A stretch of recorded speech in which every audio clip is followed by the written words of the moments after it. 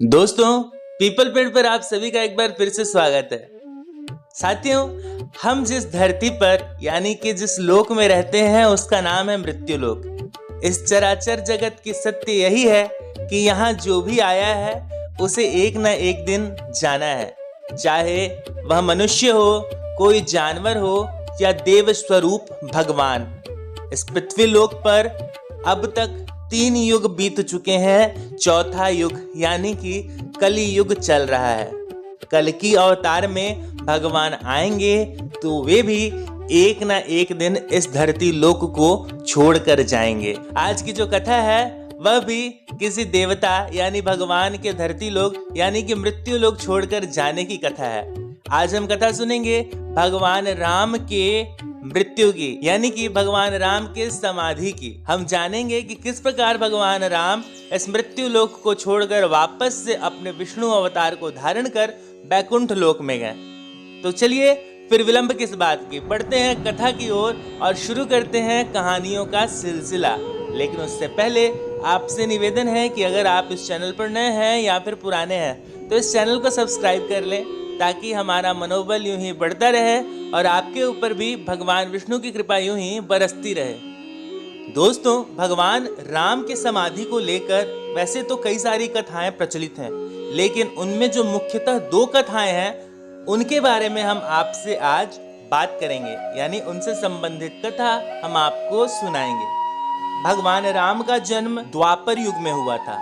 वर्षों के हिसाब से बात करें तो करीब 5116 ईसा पूर्व पहले भगवान श्री राम का जन्म इस मृत्यु लोक पर हुआ था। भगवान राम की समाधि को लेकर रामायण के अलावा अन्य कई सारे पुराणों में अलग अलग विवरण मिलता है। प्रमुख तौर पर जो कथा मिलती है उसके अनुसार एक बार हनुमान जी अयोध्या में अनुपस्थित थे।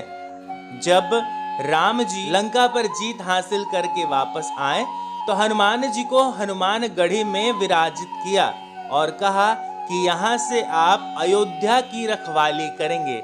लेकिन हनुमान जी किसी कार्यवश वहां मौजूद नहीं थे। हनुमान जी को अयोध्या में अनुपस्थित देखकर यमदेव ने नगर में प्रवेश कर लिया और एक संत का रूप धारण कर लिया।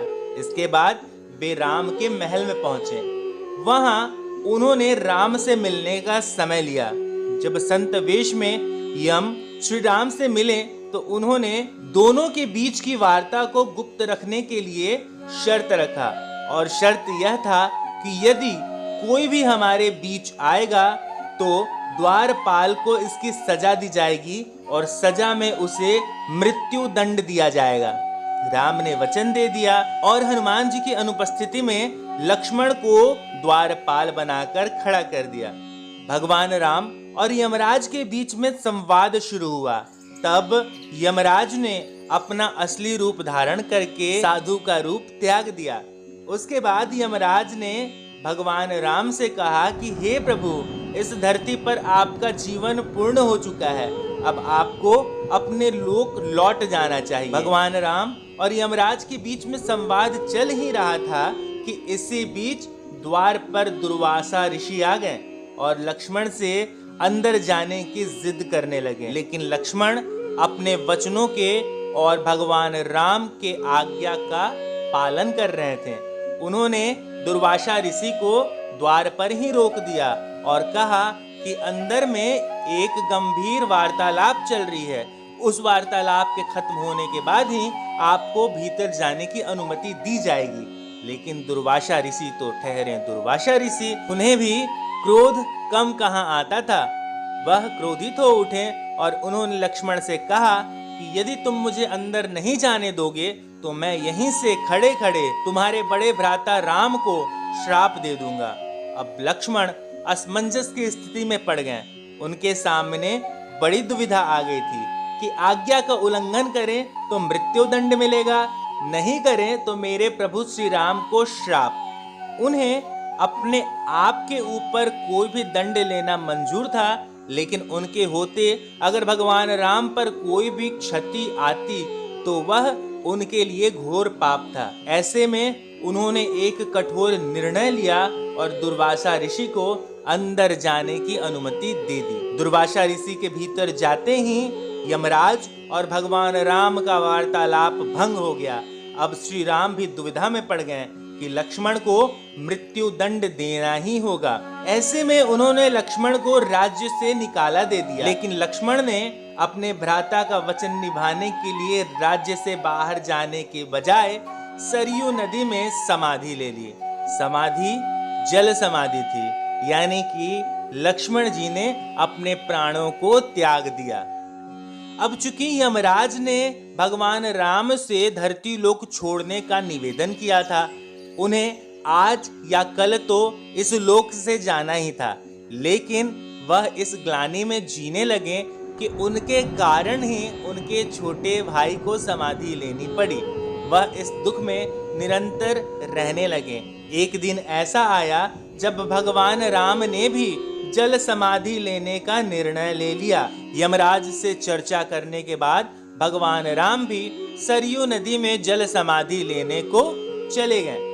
जब भगवान समाधि ले रहे थे तो उस वक्त उनके साथ हनुमान, जामवंत, सुग्रीव, भरत, शत्रुघ्न आदि सभी लोग खड़े थे।